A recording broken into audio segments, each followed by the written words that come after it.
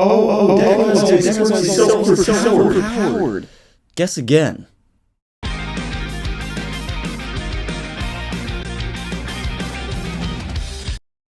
What's up, it's Sero, and welcome back to another My Hero Academia chapter review. So Boku no Hero Academia chapter 284 of the manga. This is going to be a bit of a different chapter review. We're going to go over, sure, Bakugo and Endeavor, and Deku still holding Shigaraki in midair and landing this incredible blow. But this chapter is mostly a flashback, so I really want to focus on all the theories surrounding that, particularly the fourth user of One for All, basically being erased from history. Let's dive in. The chapter opens with Deku, of course, still holding Shigaraki off the ground with his float and black whip quirks, while Endeavor and the others are trying their best to do anything they can to help him. Bakugo yells to Deku, "Dude, you should not be the one up there holding Shigaraki above the ground." And Deku's like, "Well then come help me, bro." And Endeavor feels the same way since he's the #1 hero. He should be handling this. But alas, it's only Deku desperately trying to keep Shigaraki airborne. Shigaraki has such a badass line here. He's like, "Hey man, if you like the sky so much, then I'll take One for All off your hands and send you to heaven. I'll even send your companions down there to keep you company." I don't know how Shigaraki stays so savage when he's clearly hurting, but I gotta give this villain props. This is the point of the chapter where it switches to our flashback and we see some very interesting training from Deku and his classmates. Sero, Uraraka, Tsuyu, and the occasional explosion from Bakugo are all helping Deku use his float and black whip quirks together, even in midair. Two things. One, I was under the impression that Deku had just unlocked Shimaranana's float in this battle, but I guess it's just the first time he's really used it against someone, and he's actually been training it behind the scenes for quite a while now. I love that we get to see Deku training his quirks with his classmates. We always suspected a few people could help train Deku, like Sero with Black Whip and Uraraka with Float, so it's so cool that Horikoshi actually incorporated this. Oh, I just love this. Uraraka's teaching Deku how it's basically like swimming in midair with her zero gravity quirk and his float quirk, and Sero is encouraging Deku to shoot Black Whip out, not just kind of let it seep out. This is so cool that he actually gets to learn from his classmates. I really can't state how much I love this addition in this flashback. And of course, Deku with explosion hair is a great touch. Also, something to think about is that because Deku right now, or I guess in the past as we see, has been training his new quirks with fellow members of Class 1A like Sero and Uraraka and even Tsuyu, this might hint that his future quirks are similar to his classmates, so perhaps the next Vestige that will reveal itself will be a speed quirk like Ida's, or maybe a defensive one like Kirishima's hardening. Bakugo then sits with All Might and has a little chat, and they both know that sooner or later, people in Class 1A will figure out that Deku has a quirk containing multiple quirks, and even that it was All Might's previously.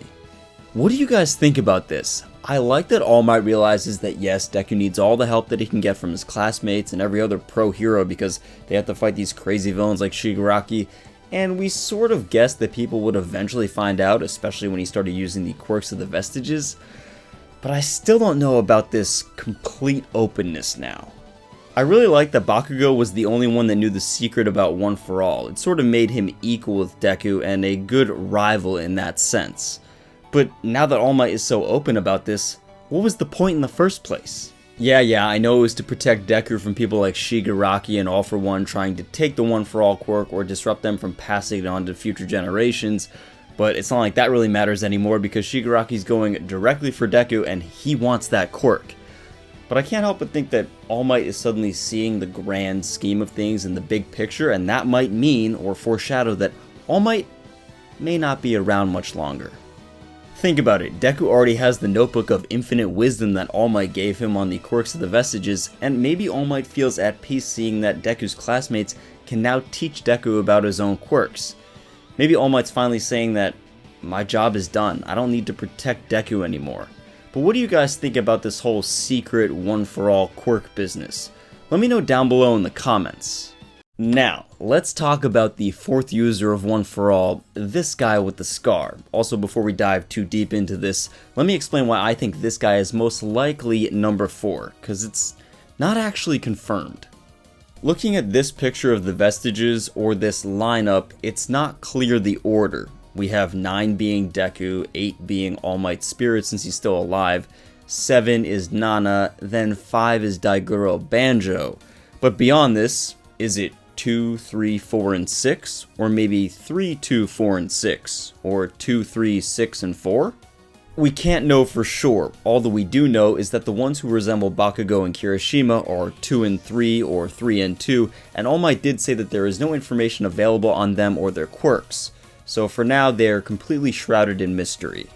As for 4 and 6 or 6 and 4, here's why I believe this guy with the long hair and gnarly face scar is the 4th user of One For All. In the flashback, when All Might explains how the previous users struggled against All For One to preserve and pass this quirk through the generations, we can see this scarred man giving the quirk to someone with black sleeves and shoulder pads. This is the same outfit that Daigoro Banjo, the 5th user, wears, so it's most likely that Scar is the 4th user and was Banjo's predecessor, who then passed it on to wannabe Best Jeanist, the 6th user. Sorry, I don't know a better name for this guy. Also, if you notice closely, it looks like wannabe Best Jeanist is touching someone's hand who's wearing a glove while he's passing on the quirk. This is likely Shimura Nana's gloves, and since she's the 7th user, he must be the 6th. Now, the reason I'm going to such great lengths to identify the 4th user of One For All is that he may not be as heroic or selfless as the other Vestiges. Look, I wanted to do my homework to be completely sure. I don't want to falsely accuse anyone of not being heroic, or dare I say, not being a hero. And it looks like number 4 could match this description. There's something off about him. All Might has this semi-cryptic line about not all those who seek power are exclusively villains, meaning you don't have to be some Shigaraki all-for-one malevolent being to want power, to want One For All. Bakugo then mentions this. In the notebook, the 4th user's quirk is scribbled out, while the 5th, 6th, and 7th information is so detailed and documented so well. So what gives? He goes on to ask All Might, you've always been a little hesitant when the topic of predecessors and the successors of One For All has come up. All Might, are you hiding something from us? Do you know something that we don't about the true nature of the One For All quirk? No. I don't know. It's hard to assert anything without any physical evidence. All Might responds. First of all, forget the 4th user, we'll come back to him. What the hell is All Might hiding? Is there some dark side effect about using One For All that All Might knows and is not telling Deku, and that maybe the 4th user of One For All knows and has experienced? I do like the fact that All Might said he'd talk to Bakugo about this again, because I'm looking forward to that conversation. But what if there's some horrible side effect about using One For All, or it does something to your body that causes you to die young or really suffer like all the Vestiges have? Shouldn't Deku know this? As for the 4th user, it's possible that he was a perfect host to receive One For All, but no one said anything about him having to cultivate this power to defeat villains and even All For One. What if this Scar guy cultivated the power of One For All along with his quirk, but just for himself? He's not a villain, but maybe he wasn't all about the whole mission of defeating a great evil and stopping All For One, and maybe only later on in life did he realize that he should probably pass this power on to the next generation. What if Scar was a vigilante type and wanted to grab power with One For All and use that to achieve his own goals and not be a hero? What if he wasn't even on the side of good remotely? What if he was just a tough guy or a criminal, and his predecessor needed to pass the One For All quirk to him because he just happened to be the toughest guy who could hang with villains that were trying to take One For All away from the heroes? What if he was some necessary middleman that was kind of evil, and then maybe later on said, alright, I'll play this hero game and give it on to Daigoro Banjo? This opens up some questions about, of course, again, what makes a hero, but also what obligations the current user of One For All, Deku, has, especially given the fact that Deku has achieved Quirk Singularity, the most potent and powerful form of this One For All quirk, and a quirk that could potentially ruin your body for the rest of your life.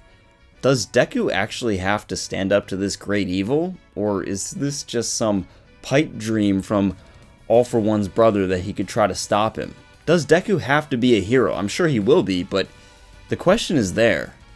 I think at the very least, if number 4 is a hero, or if the job title of pro hero even existed in his day, he'd be someone like Endeavor, who uses his quirks and abilities, and in his case, One for All, not to save as many people as possible, but just to achieve status, to be the number 1 hero or number 1 tough guy in his city, to achieve something out of selfish means, to have power to serve himself.